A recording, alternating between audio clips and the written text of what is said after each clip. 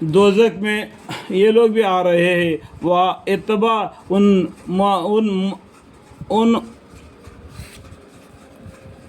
ہاتھیوں ان سے کہیں گے کہ وہ اتباع ان ہاتھیوں سے کہیں گے کہ بلکہ تمہاری اوپر خدا کی مار، کیونکہ تم ہی تو یہ مصیبت ہمارے آگے لائے۔ جو جہنم میں رہے تھے وہ لوگ آنے والوں کو بول رہے کہ دیکھو یہ لوگ بھی جہنم میں آ گئے۔ وہ آنے والے کہیں گے ہم لوگ تمہارے وجہ سے آ گئے، تمہارے کہنے پر چلنے کی وجہ سے ہم تمہارے ساتھ جہنم میں آ گئے۔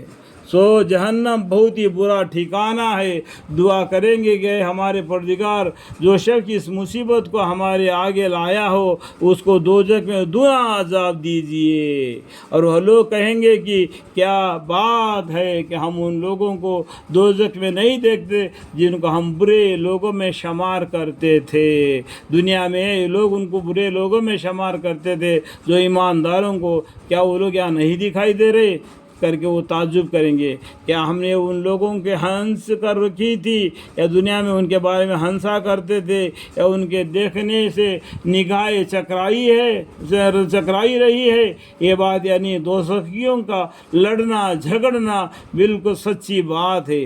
آپ کہہ دیجئے، آپ مطلب پیغمبر صلی اللہ علیہ وسلم کا اللہ بولتے ہیں، آپ کہہ دیجئے کہ میں تو تم کو عذاب خداوندی سے ڈرانے والا ہوں، اور بجز اللہ واحد غالب کی کوئی لائق عبادت نہیں، یعنی شرک نہ کرنا، ایک اللہ کی عبادت کرنا، اور پروردگار ہے آسمانوں اور زمین کا اور ان چیزوں کا جو ان کے درمیان میں ہے۔ یہ پروردگار اتنا بڑا ہے، ساتوں آسمان کا ساتوں زمین کا، اس کے اندر کے سب چیزیں سب اللہ کے ہیں، ان سب کا پرورش کرنا اللہ کا ذمہ ہے۔ ایسی بڑا معبود کی عبادت کرو، ایسا اللہ کی عبادت کرو جو وحدہ لا شریک ہے، آسمان اور زمین میں ان چیزوں کا جو ان کے درمیان میں ہے، اور وہ زبردست بڑا بخشنے والا ہے، بڑا مہربان بھی ہے۔ اگر تم سے جو خطا ہو گئی تو اللہ سے معافی مانگو،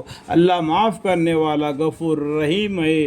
آپ کا حدیث کہ ایک عظیم الشان مضمون ہے۔ آپ دیکھو، آپ کا حدیث یہ کہ یہ عظیم الشان مضمون ہے جس سے تم بالکل ہی بے پرواہ ہو رہے ہو۔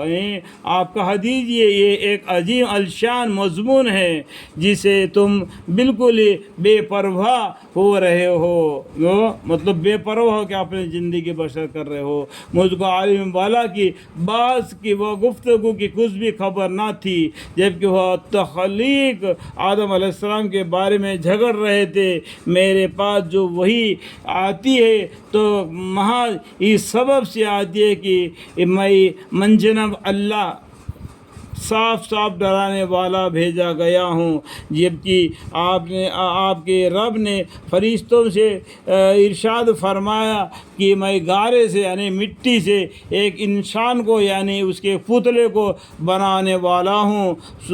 میں جب اس کو پورا بنا چکوں اور اسے اپنے طرف سے اللہ کی طرف سے جان ڈال دوں، تو اپنے کا مطلب اللہ کی طرف سے اپنے طرف سے جان ڈال دوں تو تم سب اس کے روبرو سجدے میں گر پڑنا۔ اللہ نے کیا کیا؟ یہ عبادت کا سجدہ نہیں بلکہ تعجیبانِ سجدہ ہے۔ مٹی سے گاری کو بنا دیں گے اور اللہ تعالیٰ اس کا صورت شکل بنا دیں گے، اور اللہ تعالیٰ اپنی طرف سے اس میں روح ڈال دیں گے، تو جس سے وہ زندہ ہو جائے گا جب تم لوگ سب اس کے سامنے سجدہ کرو بول کے فرشتوں کو اللہ نے کہہ دیا۔ اللہ نے